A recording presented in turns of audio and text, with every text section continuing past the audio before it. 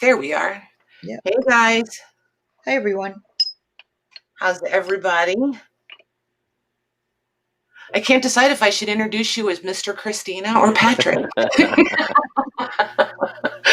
I'm a little undecided. Oh my gosh. Or we could say this is Patrick, Mr. Christina. There you go. Oh my gosh. How's everybody been? Glennis has a new spelling to her name. She's been nicknamed by Paula. Nice. Hey, Kim and Christina and Paula. Let's see who else is here. Lori's here. Louise is here. Oh, there it goes. And Glennis. I think that's everybody. Paula, oh my. Oh my gosh, you guys. I'm so excited. Hey, Eileen. Hi, Eileen. Yeah, it's going to be fun. I have he's like, you should make a list of questions. I said, you don't want me to make a list of questions, I promise. We'll be here till breakfast. Not a good idea. Hi, Penny. So let's see here.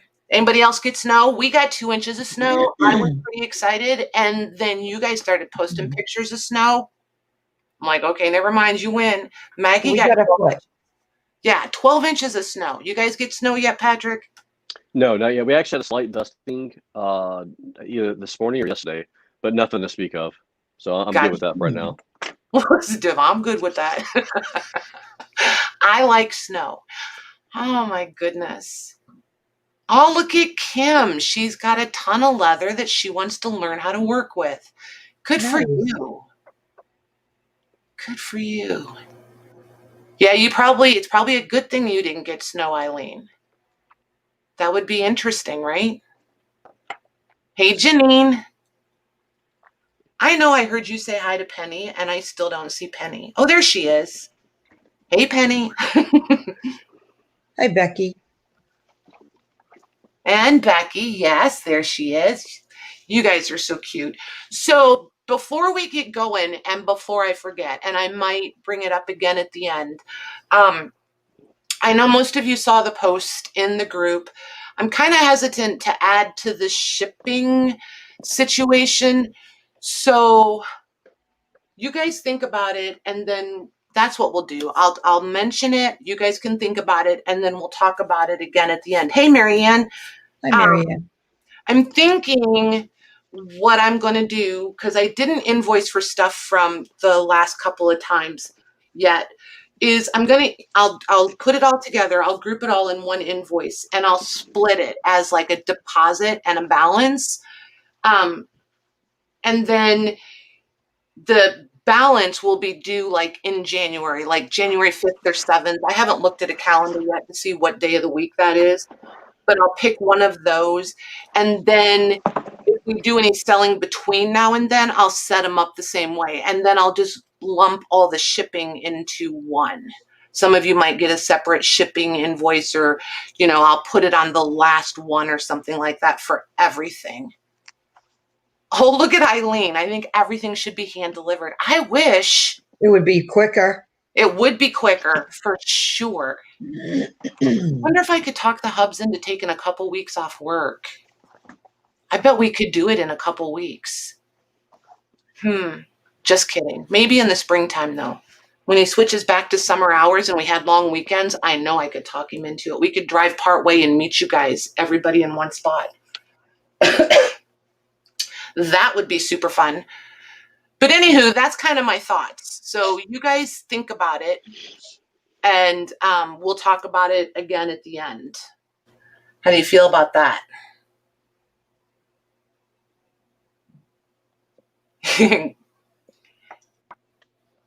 You're only a couple hours away from me. I don't remember where you're at, Kim.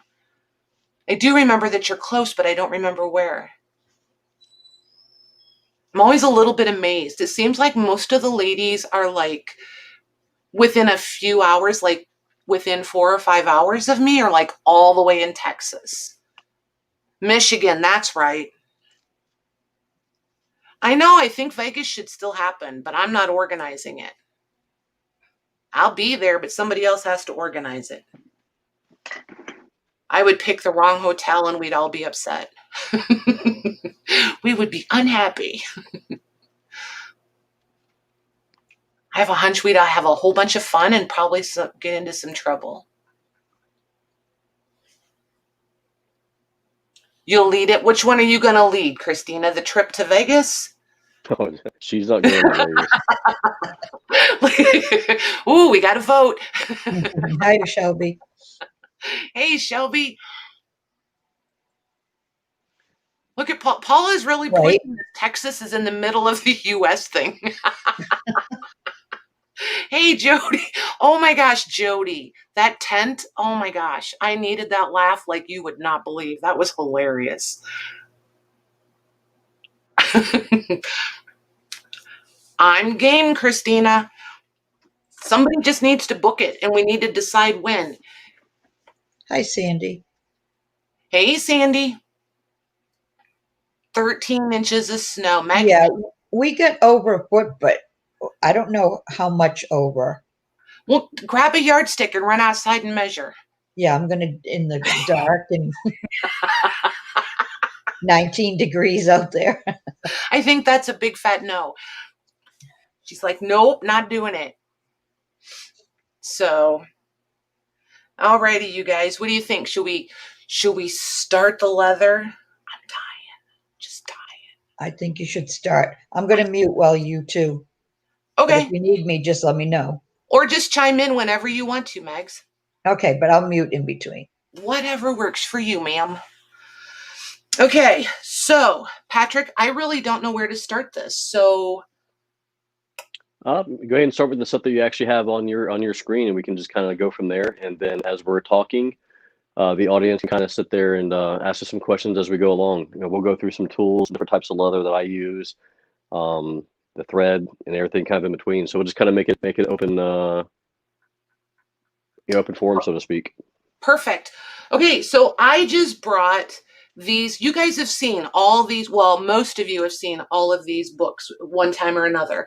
And I just wanted to bring them so that Patrick could guide me to what kind of leather was used on them, I'm really struggling to understand how to measure the thickness and maybe how to define whether this is calf or goat, or because I know every single hide can be made into leather, right?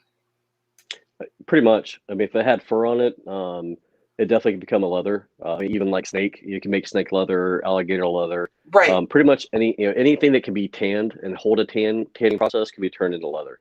Okay. Now, what you do with it after that point in time is a whole different story. Right. And they're all going to be different thickness by nature, right? Just because.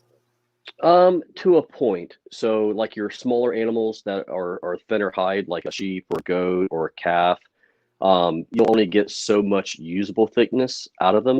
Right. So like a sheep, a goat, a calf, even deer, some of that stuff is going to be very thin. What we call like a 3 ounce, 4 ounce, or I don't think you'll get any 5 ounce out of it, but it'll be a very, very thin, felty, soft, almost a succulent type of leather feel to it.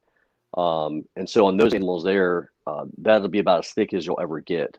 Now, if we're dealing with like cows can get up to 16 ounce, which will be about as big as you'd really get. I think for the most part, they may make some thicker, but that would be probably glued together. But then as it starts off as that 16 ounce, then they'll actually rip it down to get to different thicknesses from there. So they use a skiving machine or a splitting machine, I should say, that will literally split the leather down to whatever ounce you need it to be. Be. So when they take those super thick ones and they split them, do you then have 2 pieces of usable leather? Do they Correct. use that? You do. Yeah. But what you'll have to end up doing is the part that gets split, then it has to be kind of refinished on top, because obviously in its natural form, here I got this. So this is like veg tan leather here, which is that shiny brown tooling leather that you see. Yep, and I'm going to switch. Okay. So this is the side that used to have the fur on it. Right. But it's been smoothed and tanned down. And then the rough side was the hide side. So this is the part that would physically touch the animal underneath. And so it's kind of got the more rough side to it, the texture, the grain, and everything else that's in it. So when they split it, you kind of end up now with two pieces like this. But there's a way to actually get it if you work it enough, and there's a solution that you can kind of use that will get it down nice and smooth.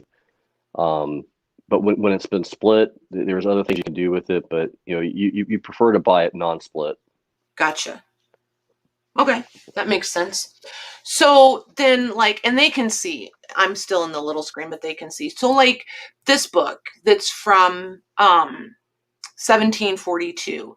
I mean, here, are these leather straps probably made with the same weight of leather on this cover? No. Okay. Yeah, so the straps will always be made more with cowhide. Okay. So your true veg tan leather. Unless they did use another leather under it and then wrapped it with the same leather as you have. I don't think so. Hang on, let me switch so you can see it up close. Or are they pretty thin? Yeah. Yeah, so there might be a good chance that was used with the same leather. So how do you get what weight of help me understand what this leather is. Is it paper thin? I wouldn't say it's quite paper thin, but it's probably a good 2 ounce, which would be maybe the same thickness as 2 pieces of paper. Gotcha. And then they stretch it, they'll stretch it and glue it. And then as they bring it to the inside, after they tuck it, then they'll kind of hem off the inside itself. Right. So they will stretch that leather to kind of get it tight like that. So then over time, as the book kind of settles, you won't get the wrinkling and the buckling and stuff like that. Gotcha. Because, so then all of these would have been the same. But see, this one's older. This is 1680 is when they did this.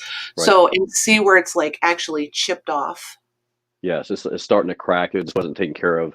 Mm-hmm. For the age. I mean, it's not horrible shape for the years that it is, but right. I mean, any leather will crack over time because it dries out, and as that moisture leaves the leather, and it hasn't been conditioned or cleaned, you'll get cracking in any leather. It doesn't matter the thickness at all. You'll eventually get that cracking in it. Okay, so if I wanted to not restore it, but I don't know, make it a little bit how you put leather conditioner. Correct. Yeah, you could use a leather conditioner on there. I don't know. I mean, obviously, if that book was of value, I probably would recommend not doing that yourself, just right. because of the age of it, for one, and then two, not knowing how the conditioner would react to the glue underneath, especially being as thin as it is and the age that it is, because more than likely that stuff being as dry as it looks, it completely soak right into that leather and then go into the binding side, and it could maybe loosen that glue and cause it to kind of start popping off. That's an interesting thought. It never even occurred to me that might happen. Interesting. Cool. Yeah, I'm not messing with this one. I like it just the way it is, but absolutely, if I wanted to, yeah. So, and then this one, this is a photo album. So this, I think, is real leather. See how it's but it's it's weird. It's super hard. I mean, it really is hard to tell pleather from real leather sometimes. I mean, sometimes you'll get into it, and you can kind of tell right away. But I mean, really, it can be very tricky to distinguish between leather and the fake stuff sometimes. Right. And this one, I'm really undecided. And I'm leaning toward it is just because of the way it's scuffing. Yes. I would agree with you on that. Okay. So then this one, this is padded underneath. If I wanted to condition this, could I use something? I ran around and gathered up some leather stuff we have. Could I use one of these on it? This is just I don't know, some polishy thing that's already loaded into the sponge. Could I use one? So I'm not familiar. It's a leather lotion, so I'm not familiar with that brand and how it reacts to leather. I would think I would try a small area first and see how it actually reacted to it, like I would maybe do on the backside, and just do a couple test spots and see. But all in all, it looks like it's a pretty decent shape. It doesn't look too dry, so you'd probably be okay, going with it. Okay, cool. I'm going to give it a shot. Okay, so then these are just more examples of the same thing, but you already answered my question. So then, like this one, this is kind of where I'm planning to start with this kind. I mean, not this exact design, obviously, Right. but this concept of just wrapping around, maybe lining them. Yep. What weights do we want for that? So you don't want to do anything too heavy, and you also don't want to use a veg tan leather. You'd want to use more of a chrome tan leather because it's a little bit softer. Which is what these are? So those with the thinner levers, yeah, the thinner leathers are definitely they can be veg tanned, but a lot of them are chrome tanned. And Okay. that's a whole big discussion there between the different types of tanning processes on how the leather itself gets tanned, because that's the actual that's how skin becomes leather. It actually goes through what they call a tanning process. They have the natural tanning process that's done with like vegetable dyes and true organic chemicals, and that's where you get the short term name veg tan from, because it's been vegetable tanned. Gotcha. Then you have the chrome tan, which is again a short term name for like a chromium alloy type tanning process. It's a lot more caustic.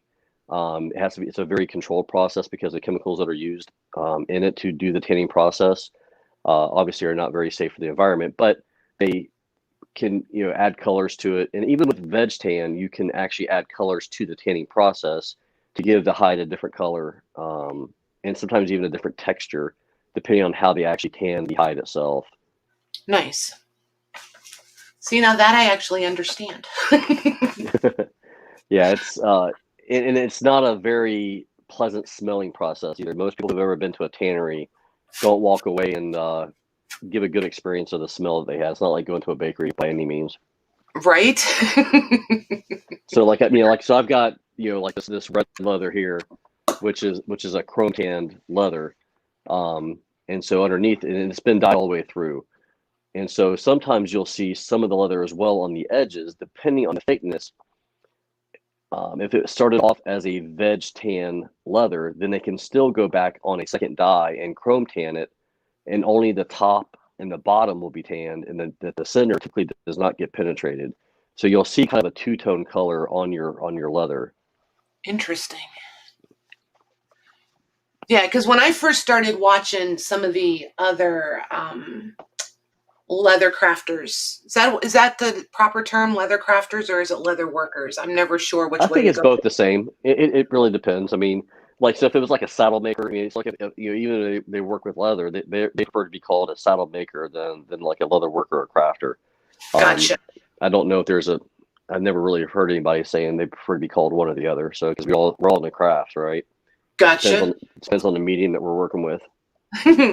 So, like, some of them, the way they were explaining it, I thought all the ones that are suede were the chrome tan, and like anything that had what we're used to feeling as leather was veg tan. So I like that you helped me understand that things can be veg tanned and then chrome And there tanned. actually the name escapes me at the moment. And there's actually a term for the veg.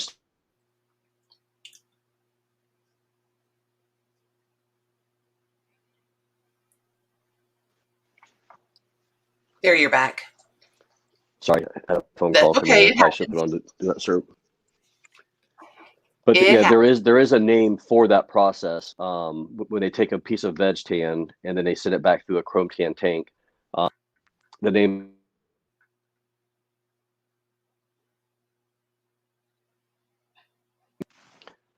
Okay, I'm back again. Sorry. Okay. Yeah, don't worry about it. It's real life. It's all good. But yeah, so there is a name for it. It escapes me at the moment. I'll try to remember for the show, but there's a different name for outside of veg tan and chrome tan for the actual name when they retan an actual piece of veg. Nice. Okay, cool.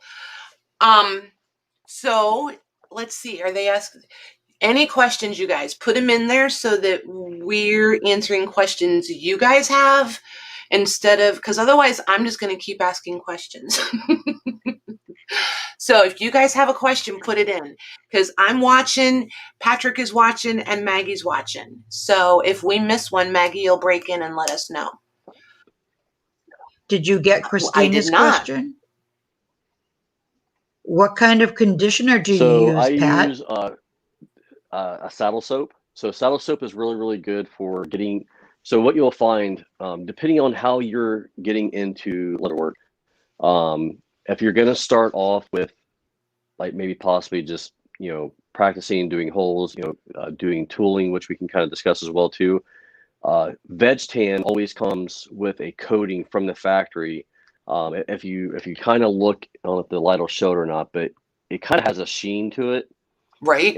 And that sheen, you have to actually remove that sheen prior to ever dyeing the leather or painting the leather. And so you always start off with a saddle soap, and then after the saddle soap is dried and you do your tanning, your dyeing process, and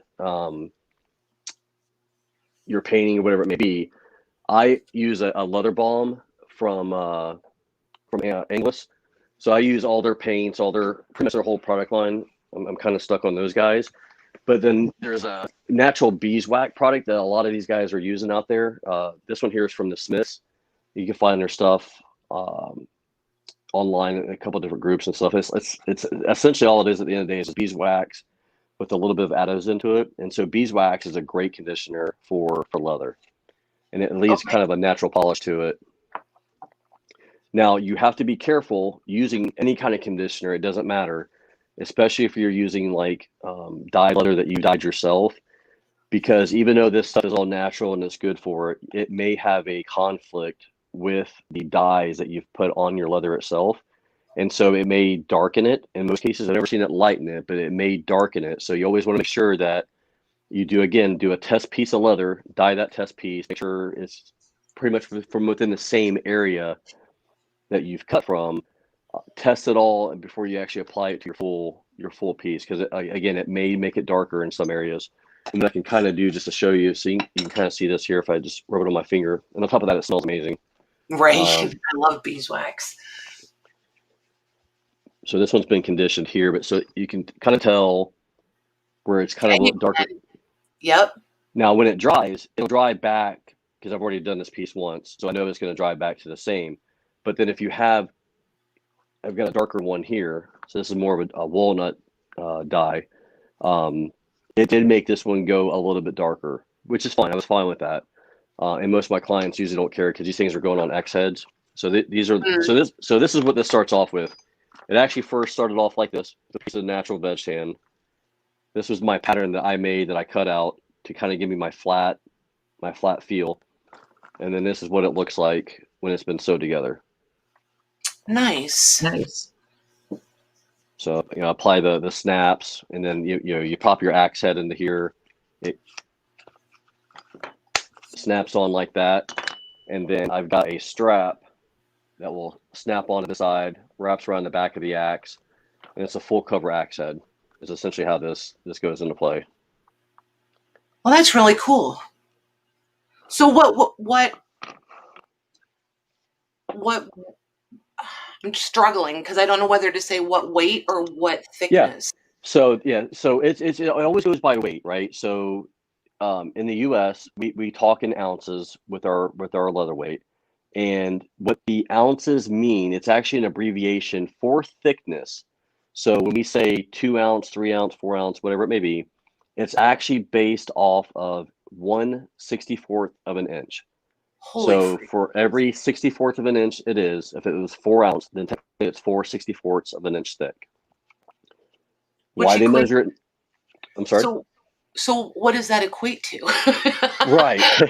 Exactly. So, and again, at the end of the day, that's why that measurement's really not important as far as the 64th, because in the US, we don't use 64th or even 30 seconds. It's always the 16th system. So you'll get used to the different weights when you're talking 4, 5, 6, 7, and 8. Just know that if you need something flexible, you're going to stay in the lower numbers. If you need something more sturdy, more rigid, then you're going to stay something about 6 and above.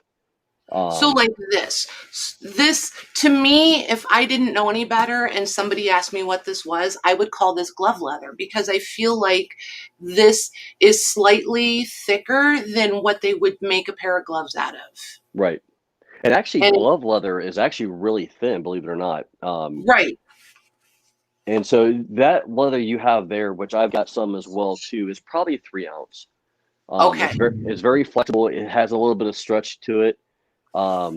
Whereas even when you get into some of the thicker leathers, like again, this is what we call this is probably 6 ounce, and they always go like 6-7. It's never 5 or never 6 by itself. It's either 5-6 or 6-7 because it's never precise. There's always a flex in between the two. Nice. And you can kind of see if I take this and I bend it, I mean, it bends back pretty quick. Yeah, it snaps back almost. Yeah, so this would not be good for a binder of a book. Right. Because it's going to be a very hard leather and it would just take forever. And eventually your back of your spine would split over time because you just couldn't condition it enough to make it work. And plus it would be very hard to work. Now this is what I was telling you earlier. So this is actually from Horween, the Tannery Row, as they call it, up in Chicago. So these guys are a full leather tannery. They make everything from veg tan to chrome tan. This is actually the exact same leather that they make the NFL footballs with. Nice. And so you can kind of see the dimples on it. But you see, this is a very flexible, beautiful leather. And here's where you'll notice between one manufacturer of high quality to a lower manufacturer. So this is obviously the finish side.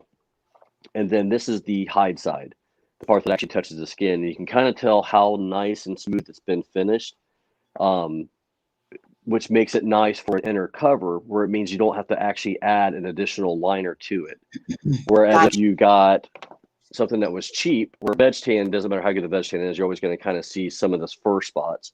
Where this one here is not too bad in certain areas, but then as you move to the outer edge, you'll see splotchy areas right in the hide itself. And you wouldn't want to have this as a finished inside piece without actually laying some sort of fabric, a thinner piece of leather glued to it or anything like that. Gotcha. And go ahead, Max. Kim wanted to know what kind of what glue you would use to adhere leather to a book board.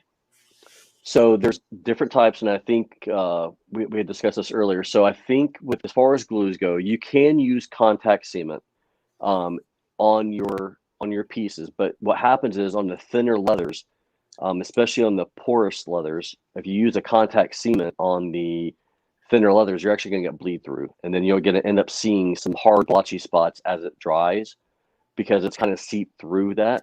I use a water-based, it's almost like an Elmer's glue. But this is the bottle I buy here. And this is actually, I buy this from, it's called Rocky Mountain Leather Supply. And so it's what they call the Aquilum 315. And it's a kind of a liquid Elmer's glue paste, and it's very thin. I get these little bottles like this and pour the product in, and then I'll cut a small tip at the top of my applicator so that way I can actually work with it. And you said that's actually made for bookbinding? It is. I think this is very similar to the same bookbinding paste that they sell. I was on one of the. Just so you guys know, I was on one of the websites. I don't remember if it was Talus or Hollanders. I don't remember which website it was, but it was one of those kind of sites. And they have glue, and it's 315. I know I remember seeing 315. So that would be that stuff, right? Just by a different maker? Correct. Yeah, well, a different supplier, probably a different provider. I mean, this is a pretty popular, like this is made in Georgia, but I bought it from a company in Colorado. Gotcha.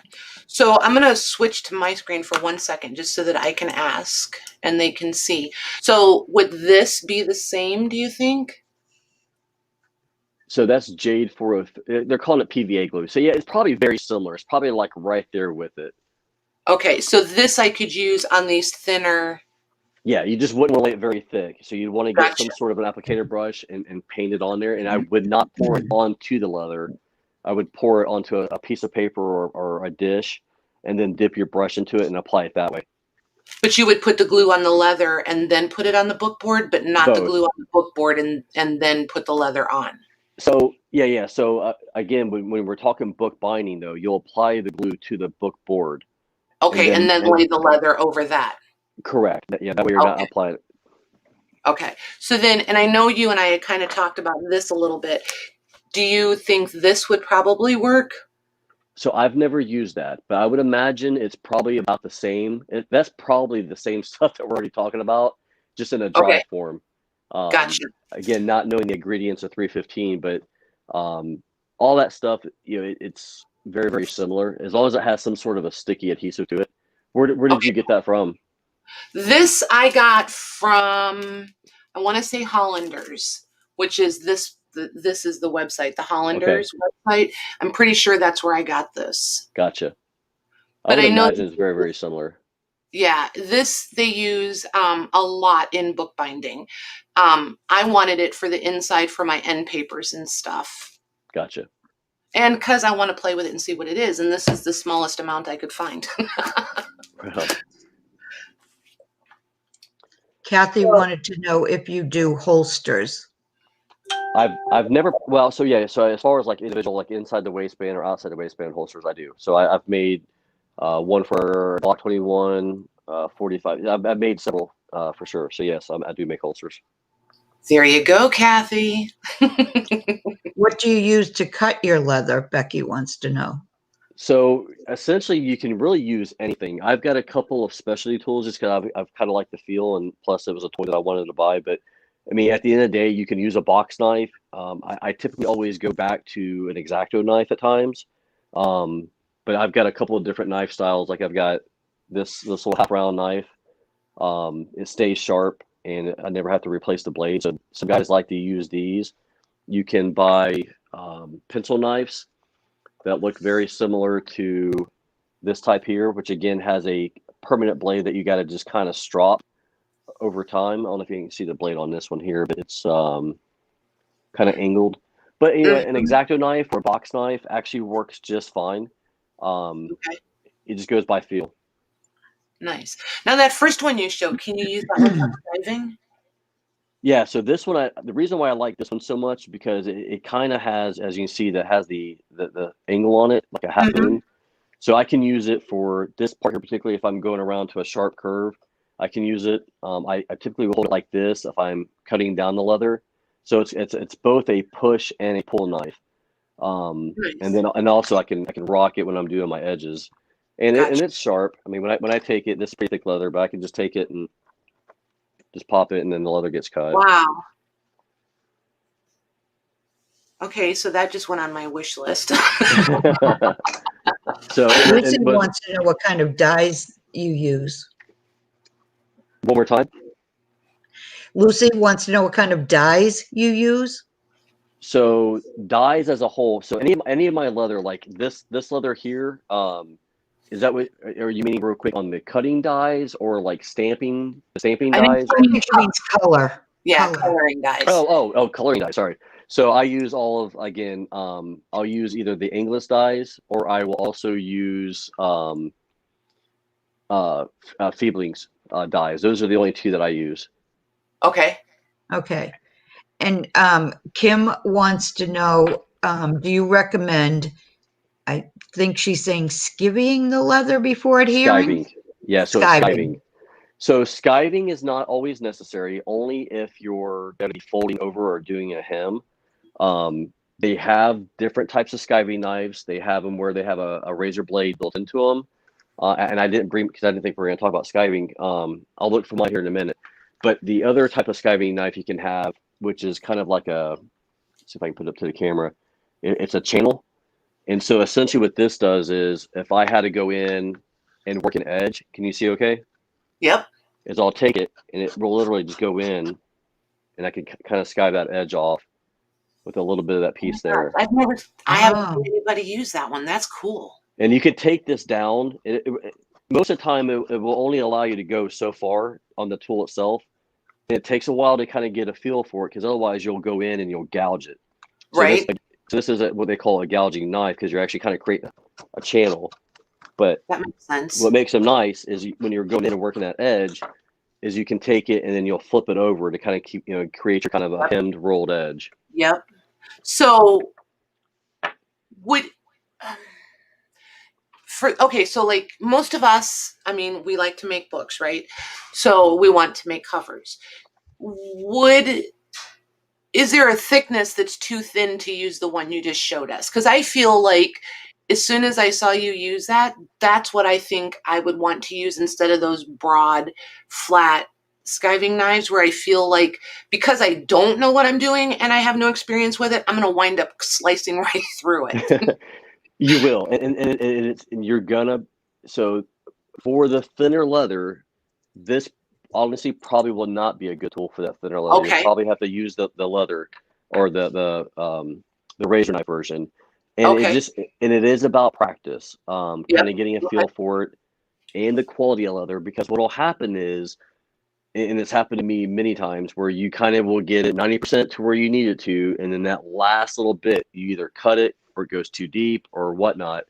And the other downfall to leather, which is not a downfall of the manufacturer who tanned it, but you'll also sometimes in the leather itself find like tick and flea bites and things like that actually Right. create a very hard spot in the leather. And Almost as you're like a working knot it, in the wood. it's like a knot in the wood, exactly. And that will mess up your skive as well. Okay.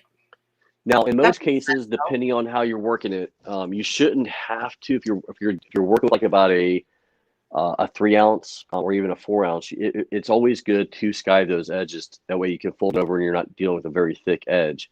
But for now, for practice, you can always get in there and kind of get a feel for it before you make that commitment and going down and doing that. Let me see if I can find mine real quick while we're talking. Okay.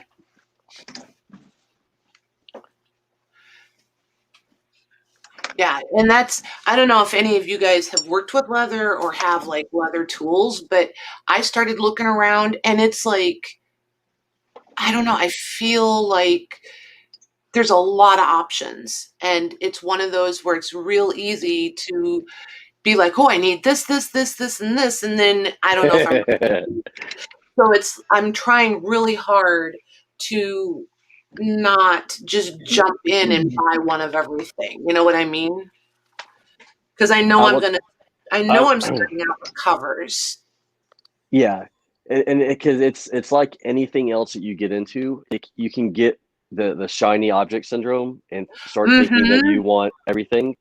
Yeah. My best advice for any of you ladies that are going to be getting into the leatherworking side, I could probably do a quick tour of my shop here and show you everything I have, and which is not a lot probably compared to some guys, but I have a lot of stuff, and some of them I've used maybe 1 or 2 times, and then others you're like never even touched it. But there's some that I use all the time, and those are usually the ones that stay collected on my desk and also over here in my little rolling cart that I have. That makes sense. Because there are a ton of cool tools. Yeah. I mean, there's a ton of cool tools. And you don't have to buy the most expensive ones out of the gate. I mean, all the tools will do fine to get started. If you find yourself doing it more and more and doing certain things more and more, then invest into a better tool that you're using a lot. My wife's gonna be sitting there telling me to follow my own advice, but it can't. I mean, obviously, with you guys already in the whole crafting and books and journals and things like that, I mean, I'm sure all you know how expensive that gets, and then you multiply that now with other stuff that you won't really be doing full time.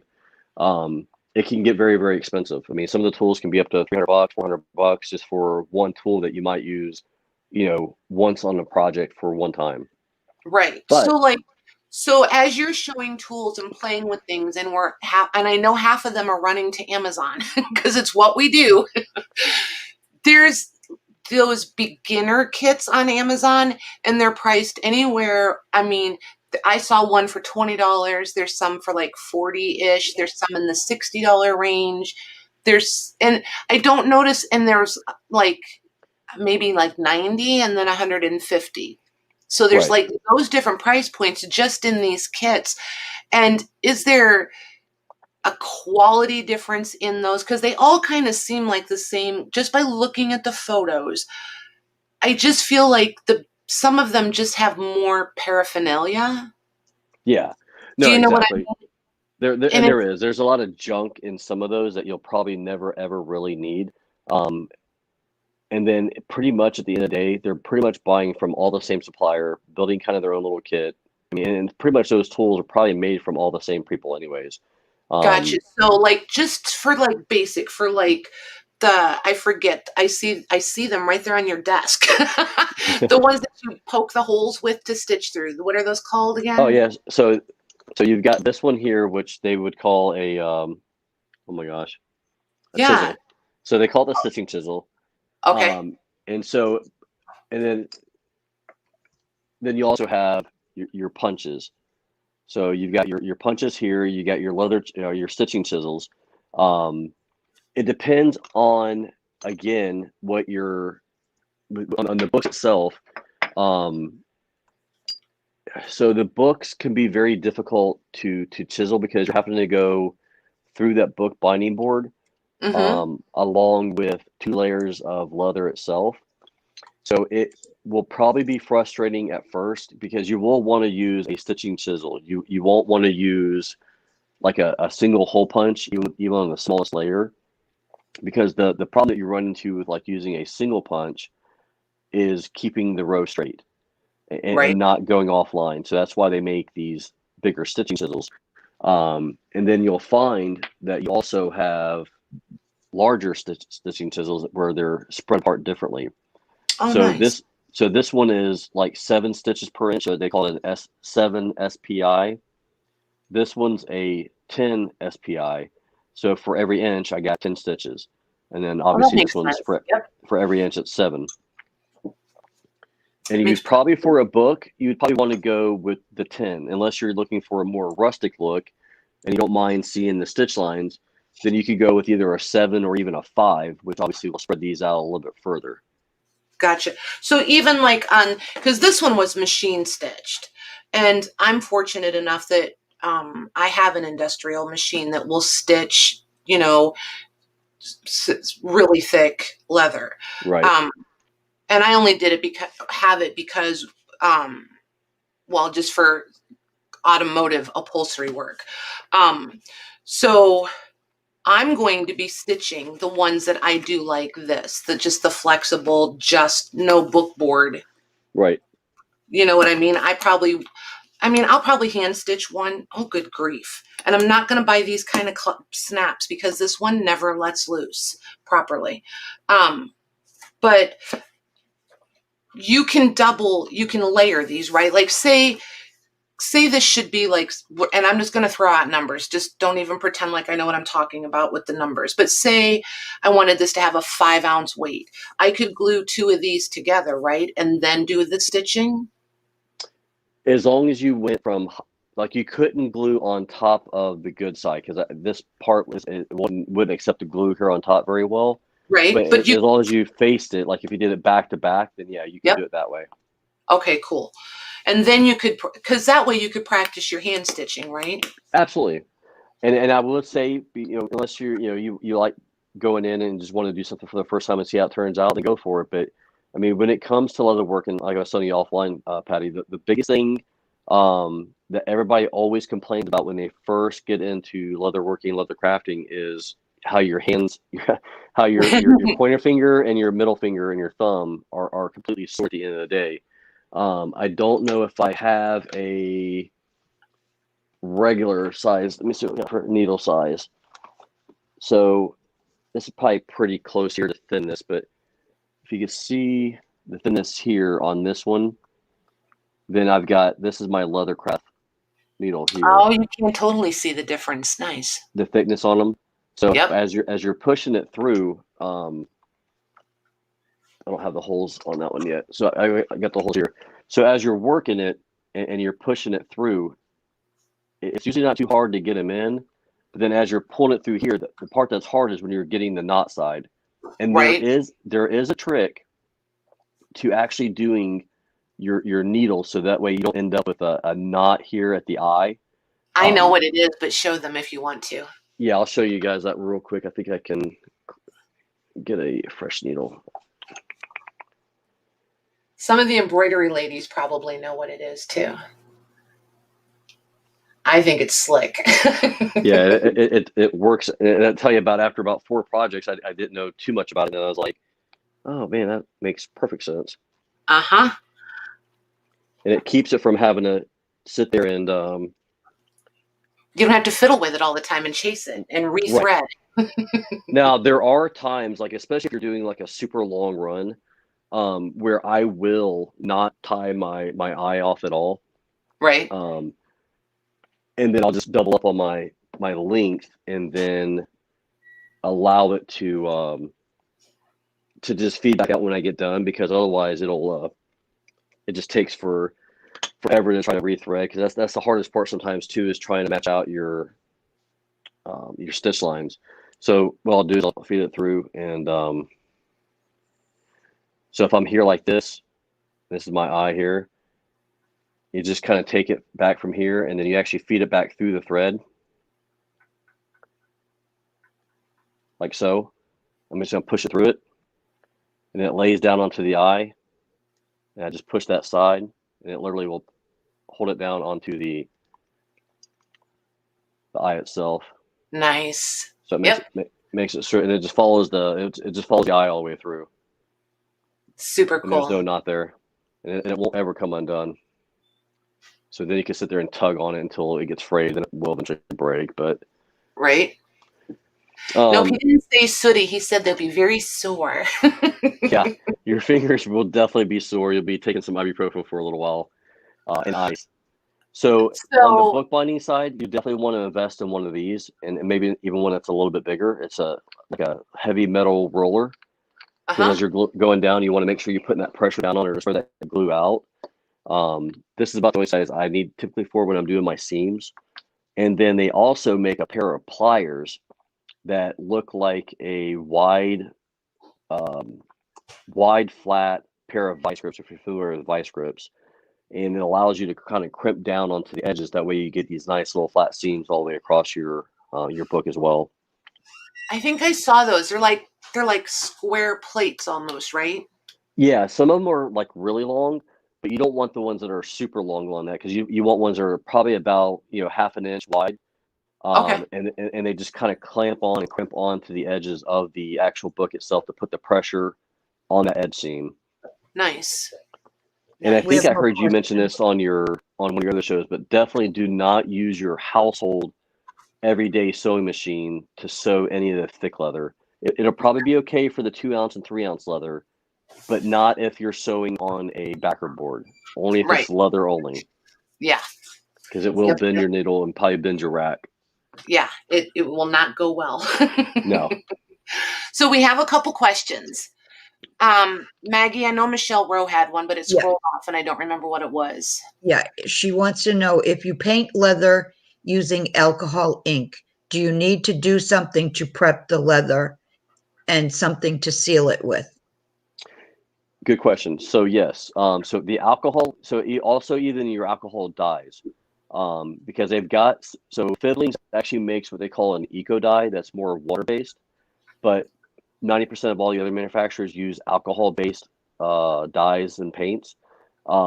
So when you do that, it does dry out the leather. So you will need to go in and just recondition it after the fact. So again, with the same conditioner I told you, or the beeswax or anything. And then depending on, again, for bookbinding, you probably won't need to put any kind of a sealer on it, but you definitely want to make sure you're conditioning it. And if you're going to be using your leather outdoors and it is painted, then you could apply a sealer to it as well. Nice. Okay. And these are Christina's words. Did you bring the mask, babe? Nice disclaimer there, Mags. Okay. So she wanted me to show you all this here real quick. So this is actually pretty cool. And you'll see some of this stuff. If you guys go on to Tony's website, his is at Punk RO. So he's got an amazing amount of patterns and things like that you guys will see. Before you guys make a purchase or do anything on his site, let me know if there's interest there, and I'll reach out to Tony to see if I can get you guys a discount from the group, because he's really great like that. But he's got a very wide wide array of audience members. And obviously being from Romania, they're a little bit freaky over there. And so they've kind of got these masks and such. And I'll show you this one. Now, I won't tell you what it's used for, but you can probably see. Oh my gosh. Interesting. So everybody gets a kick out of it when they see it, but they're fun to make, and they're super I bet simple. they are super fun. Yeah. No, it's definitely fun to make. And then you've got like dog harnesses that you can make for your dog. And that's where that one kind of came about, was the fact we made an actual chew harness for our dog. And then Nice. I found the dog mask. I made the dog mask as well. And But, let's see. and Okay. So this is actually one of the purses I made Christina. Oh, that's beautiful. So pretty. So while you're talking about that one, and before it rolls off, Lucy wanted to know if you use waxed polyester thread or waxed linen thread. So both. Depends on what I'm stitching. I was hoping that was the answer. Oh, you can show us the purse while you're talking about the thread. Oh, that's good. Yeah, it's a pretty simple purse. This is made with croquet leather as well. Let's get this up here real quick. And it's I forget what style purse they call it, but it's just a like a saddle bag, so to speak. And Nice. it took me probably 16 hours, I guess, to cut it all out. Zippers all hand stitched. That's really nice. Well done. Yeah, everything's all hand stitched on it and stuff. And I didn't make anything on the inside this time, because this is like the first purse I made her. And it was a learning experience, and a couple of mistakes were made, but you're going to make tons of mistakes, so don't beat yourself up on that. Nice. Lucy wants to know what the name of Tony's site is. So it's in the link down there, but his Etsy page is Diesel Punk. I was going to say he's Diesel Punk. I think he's the last link. If you go over in the description box, I think he's the fourth one. I think it's Weavers, and then Little King Goods, then Stock and Barrel or Crate and Barrel. I forget what they are. And then Diesel, but I might have the last two mixed up. But anyway, those are the 4 links over there. They're all leather workers, and they're all a little bit different. They bring a different vibe, but I like all 4 of them. They're fun to watch. Yeah, and most of them have patterns. I mean, Tony's patterns are really, really good for the entry level, because he's got, I forget how many different patterns he has, but he always has videos that accompany it. The way that the patterns itself are laid out, like this is going to be a small Christmas ornament pattern that you just kind of pop out and then you stitch together.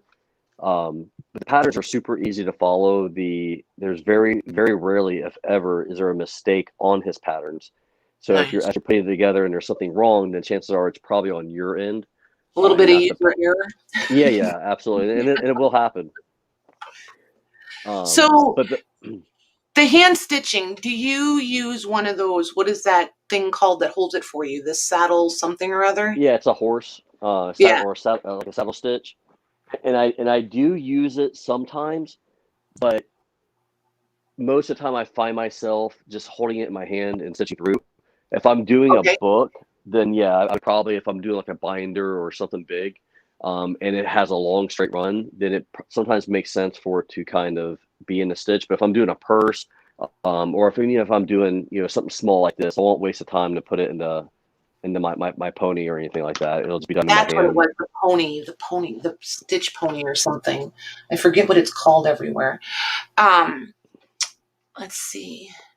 And when you find yourself doing the double stitching or what they call a saddle stitch, it's different than a typical sewing stitch, right? Or the half hitch stitch is what I think they call it for standard hand sewing. You will never sew leather with a half hitch stitch. It's always done with a saddle stitch. Do you do the one where you use 2 needles and you're going from both Correct, and that's how you'll Okay. do even your books. Your books will always be Right. done that way as well. That's a saddle stitch? Yes. Okay. And the reason why a saddle stitch is superior to a half hitch stitch is because as you're looking at the stitches itself as they run through, if this was what they call the half hitch, where you go up, where you go through, loop over, and back up, you technically are not stitching. You're always going to be missing half of your stitch. And if that Right. stitch, if one side of that stitch gets cut, well, now your whole stitch line is broke. Whereas on a half or a saddle stitch, rather, if one side gets broke, you still have strength within that stitch because now you have the other leg that has gotten is still there. Cool. That makes sense. Makes a lot of sense, actually. So the other question I had is, does Christina use the metal dies? Does she have like a die cutting? Does she do dies? Christina, do you cut dies? What I She want to does. know, okay, so will those cut the leather if we want to cut out like They leather? will. Okay. Yeah, you All can of make earrings. I mean, so you have to be cautious of the machine you buy and the dies you buy. Um, there's a ton of different ones out there. You don't want to buy the ones that are like super thin, right, because they won't cut the thicker dies, obviously, or the thicker leather. right. But as long as you have the thinner leather, and then to back that up, you can also use your Cricut machine to cut certain leathers as well. But you have to have a certain style Cricut machine, which is Nice. usually the more expensive. Like I think it's the Maker. Yep. And then there's even the one before the Maker that will cut up to like a 3-4 ounce leather So as like well. these thin ones are not going to do it, right? No. Okay. But these Let ones me that see. have, but these Yeah, thick ones, the thick ones will. okay. Now those Perfect. thin ones will do a nice job of embossing the leather, but they won't more than likely Oh. cut all the way through it. So then could we use, do you know what the plastic embossing plates are? Mm-hmm. Can we use those to emboss the leather? You could. Yeah, you could use anything to emboss leather. Now, what I would recommend is probably dampening the leather, because that's So a even this, process that we use. Like if I'm doing something like this, like a piece of art on the leather, oh my gosh, look how pretty that is. you actually have to dampen the leather first before you kind of do the etching line. So like this part here has just been etched, and then Right, I'll come back in with my tooling and lay the leather down. But you can't do it dry. It has to be not very damp, but damp enough to allow right. it to do that. So then even these softer, more supple leathers you can emboss? You can, to a point. Depends on how To a soft they point. are. Gotcha. Because sometimes if they're too soft, you'll still see the impression, but then as the leather kind of relaxes, it'll lose a little bit of that embellishing on it. But it'll still kind of cut into the leather a little bit as well. So if it cuts through, oh, so see, I told you. So say I did it with those thin dies and it Mm-hmm. just cuts through the top. Could I then come back with, I don't know, we have all the paints and all the stuff, right? Could we come back and accent that cut line so that you could see it? Possibly, but it's probably not going to be a big enough cut line that you Okay. wouldn't be able to get your brush in there without getting it on the edges of the actual leather itself. Okay. But again, it's all trial and error, right? There's no wrong Right. or right. You can give it a shot and give it and see what kind of end result you end up with. But Nice. without doing it myself, I couldn't say 100%. I feel like the only thing that we talked about the other day that we haven't touched on yet is Candy, right? That was pretty. They're talking about your carving. Are you reading? They Oh love no, it. I can't really see Yeah. it too much. Sorry. Yeah, they're loving the carving. It's not carving. Did you call it carving? Yeah, it's a carving. Okay. So the different pieces of leather, like the shoulder and the ends and the belly, they all kind of Right. have different expectations, yeah, or qualities. Correct. Yep. Yeah, bellies are typically used for belts. Like I've got some belt blanks right here. So the belt lengths are a lot thicker. They're usually anywhere between 8, 9, 10 ounces because of durability. So bellies are, if you ever go on Google, and I should have had one from the link, but if you ever go on Google, you'll see the parts of the cowl on the side. So you'll never buy a full hide. They just don't sell full hides. So it's always a side. Okay. And as you're looking at the side, so imagine cutting a cowl in half vertically from head to tail, and you have the two slabs. Like, so when a butcher kind of cuts them down and, and procures them. When you're dealing with that portion of the leather of that side, not everything is workable or good for premium goods. So pretty much the thing from the very middle of the spine, as you're rolling over its side to where the ribs first touch. Yep. That part there is what they call the back spine, or even part of the shoulder. Right. So it's a thicker, tougher leather that typically doesn't get used in fine goods. The remaining side before you get to the belly is the main part that you're usually buying. And it's usually about 17 to 21, maybe 23 square feet, depending on the size of the cowl. And then you have the lower portion of that now that wraps up to underneath it, which is again the belly. And that belly portion is not usually conducive to good finished goods, but it makes great stuff for belts, holsters, and anything that you need to make, like patches or things like that. I mean, it's still sometimes a good leather, especially if it's a good tanning process, but it's just not a very big piece. Okay. So it'd be good for like certain cheese or certain small goods, things like that. Okay, that makes sense. Makes a lot of sense. And then sometimes they'll take that side. Oh, Katie wanted to know what that piece. It's okay. Oh, sorry. Katie wanted to know what that piece is that looks like a lint roller. Probably this here. In front of you. The white one. No, the lint. Oh, right here. It looks. So this nope. is right. So I've got two of these. So these are your pounding hammers. So whenever I'm actually doing the tooling itself, I got just a stamp here. So what I'll do is I'll have this, and I just pound down on top of it this here with this little round hammer. So you can use a regular type hammer, but this has been kind of the traditional. It's just a heavy piece of thick plastic that they move into a tool, and this is actually from one of the old generic kits. I have bought a newer one over the years that I use all the time. It has a little bit different shaped cone head and a much larger hitting surface, so that way you can kind of apply the pressure to the end or near the handle to kind of get different pressures on the stamp as you're tooling and stuff. And that's a whole new. So not every leather crafter does tooling, and not every guy who does tooling leather crafts, even though most of them do. But because it's tedious, there's a lot of trickery to it, and some guys just don't even want to get into it.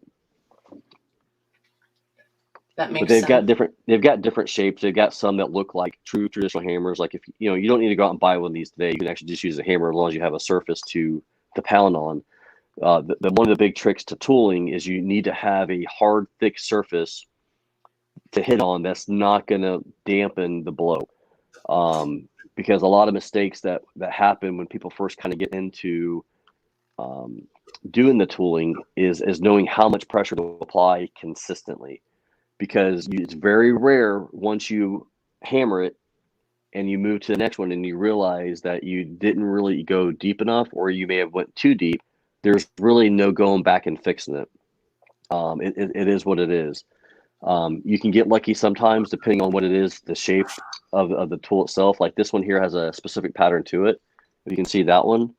Yeah. And if I were to hit the leather with it, and I either miskeyed or misstepped or misaligned, and I only got 3/4 of that into it, it's really hard to go back and hit the other side without either leaving like a double imprint onto it, or actually now applying the whole thing correctly.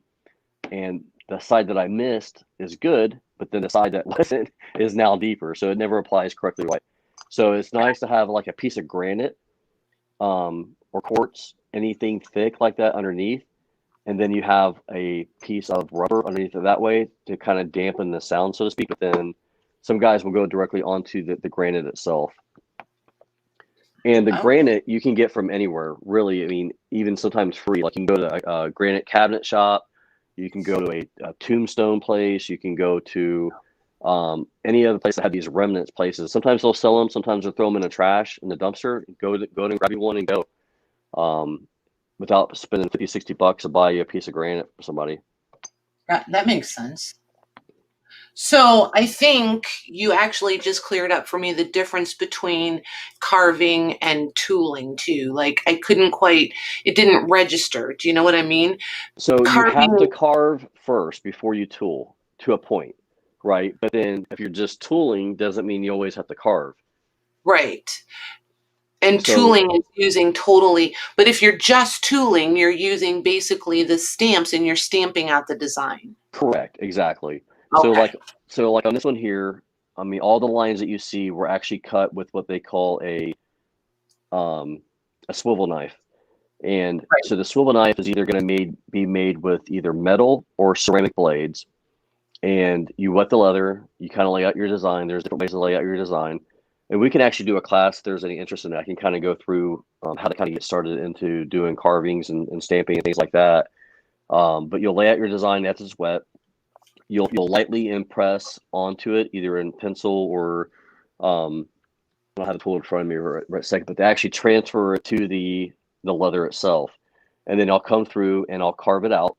And then I've got my special tools that will come in and actually indent into the leather and lay it in different ways. And then I'll use my carving knife for details like the bark in the tree and things like that to kind of line it out and stuff like that. Right. And then there's different techniques on how you need to do the tooling as well too. So that way you're not like your branches here, if you can kind of see in the fine detail, if you do one side before you do the other side, then it's not going to look correct because you lose that three-dimensional feel of the carving. Okay, that makes sense. So there's kind of an order to the process, if that makes sense. Yes. Yep. Kind of like everything else we do, there's an order. There is. And there's some more questions. Yep. Go ahead. Kim wants to know if there's an inexpensive leather embossing machine out there. So I know I'm trying to remember the name brands. Christina might be able to chime in because she just bought one not too long ago. Oh man, I forget the darn name of the top. It's Enchanted or something like that. But there's two main manufacturers out there of embossing machines. Let me see if I can look at my machine on this one here real quick. So you've got that Sizik. Does that sound right? Sizik? Yep. Oh, the Sizik. The Big Shot? Yeah, the Big Shot. So Yeah. the Big Shot did good. You gotta be careful with that one. I actually broke mine because I went through with too big of a piece of the leather. So I broke my handle off on it.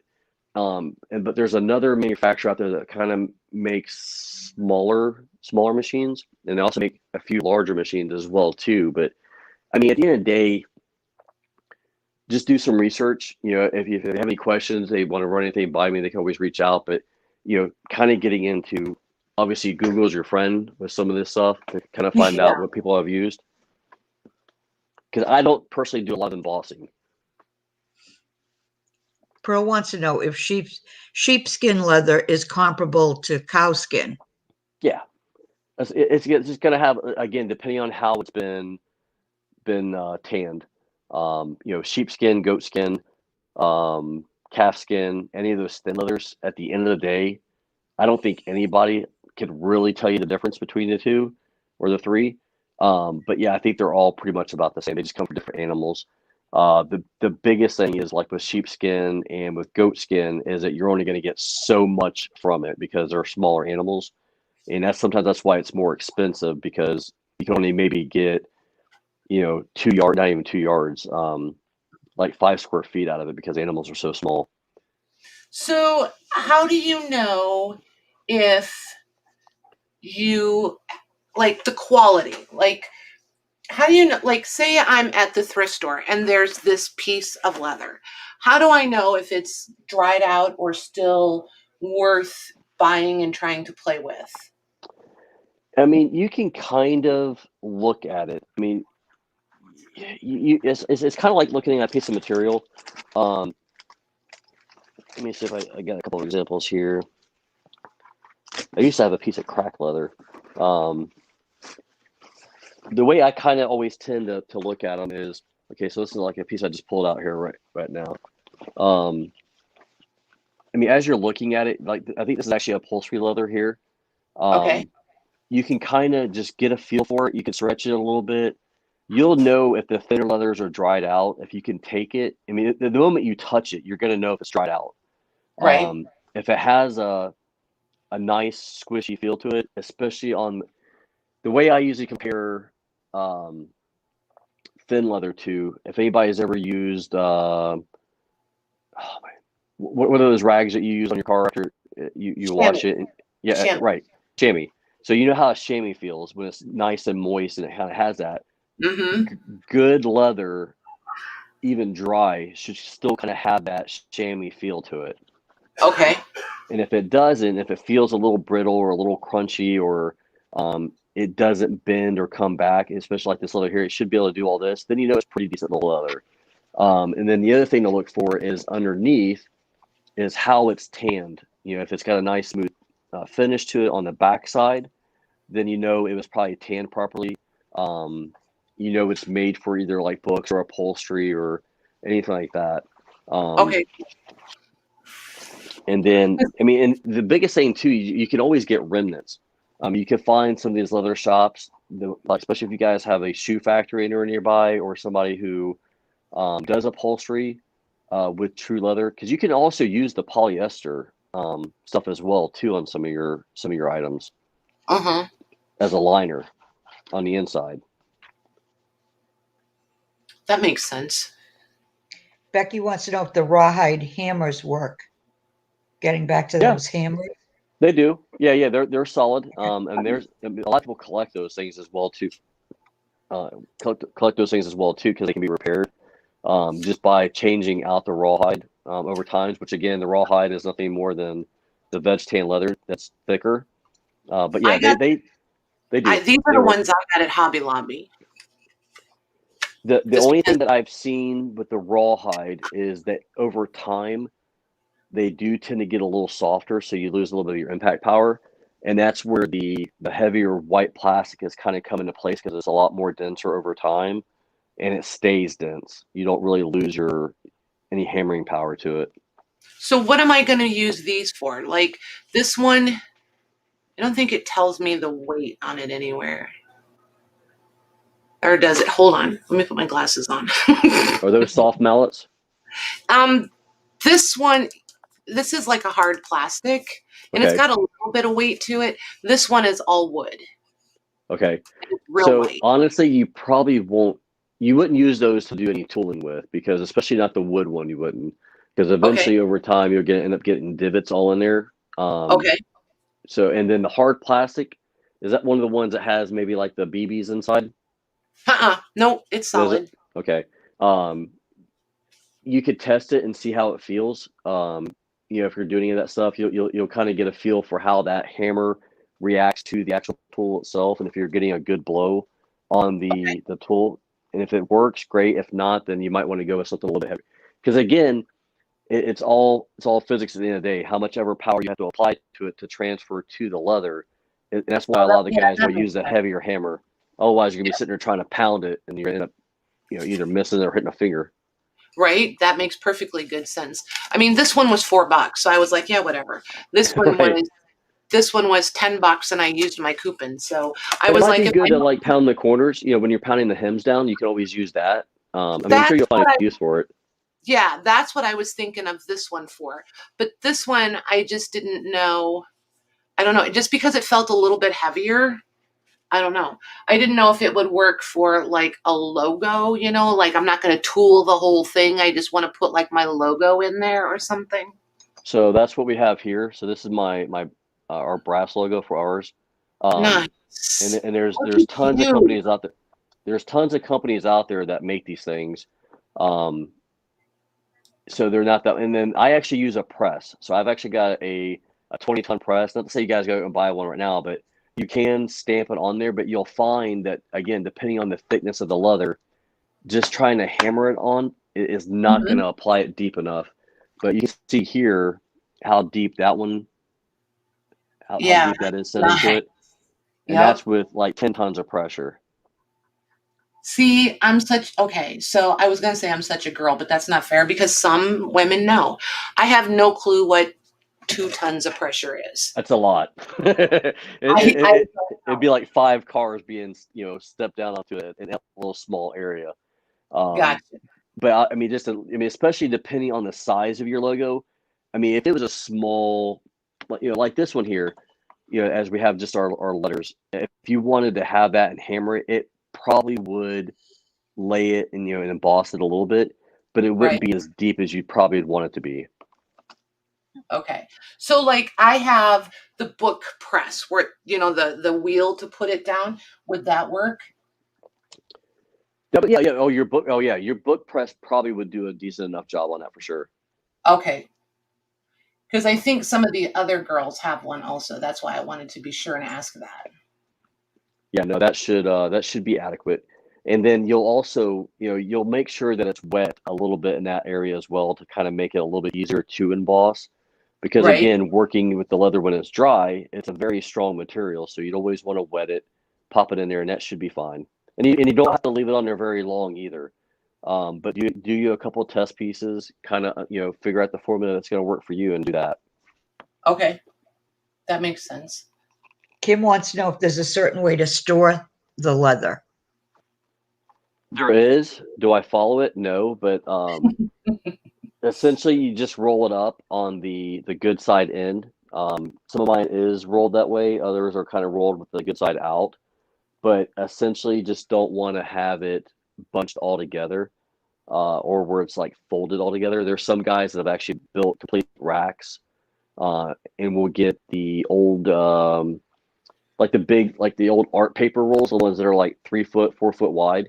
And they'll roll their leather up on those and then put them up on their storage racks. But that's when you're dealing with like, sides and things like that. But I can kind of show you, I think I can show it real quick.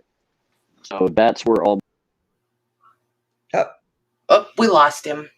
He'll be back. Let's give him just a minute. I bet he'll be back. We're at your house, by the way, Mags. Well, you're not going to see much at my house. Just so you know, we're there. My gingerbread cookie. Yay. Is that from Esme? Yeah. Her sister made them. Nice. Isn't that cute? They are cute. And they're tasty if they're as good as the ones last year. I got one. I don't think it was Christmas last year, but I know I got one that her sister made. There he is. He's back. There he is. Sorry about that. I guess I hit in on accident. I was trying to show you my leather stack. It happens. We've all booted. Oh, wait. I've booted people. It happens. So.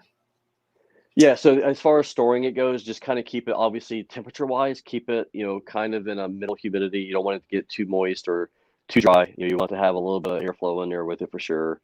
And then as far as storing it, just kind of roll it back up on itself and, store it like you would like blueprints or poster boards or things like that. That's a nice way to look at it, actually. I like that.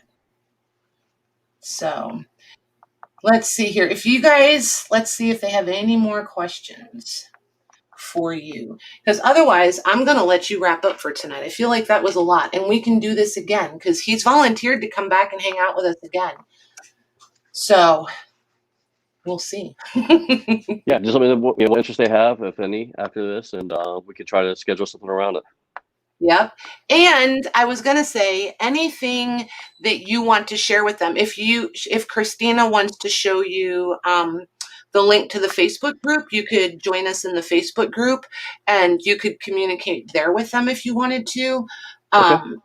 And if you want to start doing lives on your channel, we would all come hang out with you, I'm sure. Yeah, absolutely. Yeah, I've been trying to do more and more of it. Just work schedule here has been hectic this past year. So I actually got like 3 YouTube videos out there and I've got like 400 followers, but then like 3 videos. So I've got to get more. I'm going to get your link and I'm going to get you posted in the Facebook group and the girls will come sub to you and then we'll hang out with you when you do videos or lives or stuff because we like fun places to hang out. Absolutely. So. All right, Louise has a question. Okay. If you have a dark leather, what would you do to give it the weathered look? So if you have what kind of leather? I missed that first part. She just put a dark leather? If you have a dark one? Oh, a dark leather. Yeah. Who? So, depending on the type of leather, like if it was a veg tan, you could probably weather it. But if it's a chrome tan, you really can't weather it itself, because what will happen is if you try to do anything to it to like scuff it or whatnot, the actual chrome process will start peeling off the leather itself. Because the leather itself is dyed, but it actually leaves like a residue over the top of it. So if it's this kind of leather, then you can kind of scuff it a little bit to kind of get rid of the actual dye marks itself. You can even use like an eraser or something like that to kind of start burnishing the leather itself. And that's something else where we talk about how you finish edges and things like that if you don't do a rolled hem edge. But it's hard to give a chrome tan leather any kind of an aged look or patina look, because it starts flaking. Okay, that makes sense. That makes sense. I think that was it. Just double check. I know Becky had asked something about a vise. Would a vise work? That's probably that saddle stitch pony that we're talking about. Yeah, I bet it is too. Okay. Yeah. And you could, as long as you put something on either side of it so that you didn't leave marks in it, right? Yeah, you want to make sure that it's not a hard plastic like the one I have. It literally has inside of it. It literally has leather inside of it on itself. Yep. And when you open it up, that way when you put the leather inside of it, it kind of inside here it's not hard on hardness on the leather, because it will scar your leather. And even though this will too, if you don't watch it. Nice. Okay, so not to cut everybody off or totally short, but Mr. Patrick has to go help his kiddo, so I don't want to keep him here all night. But thank you very much. This was like super fun. No, you're welcome. Yeah, it was definitely a good time. Yeah, I feel like I'm ready to tackle something. I don't know what for sure. Well, that's a lie. I'm making a cover. I just don't know if I'm going to do like just a leather, cover, or if I'm going to cover bookboard and go that route. But I'm making a cover. And then I'm going to bring it to you, and you can tell me all the things I should have done differently. There you go. Yeah, it's all trial and error, guys. I mean, don't get Exactly. frustrated. Yeah, don't get frustrated with it. Just work with the material.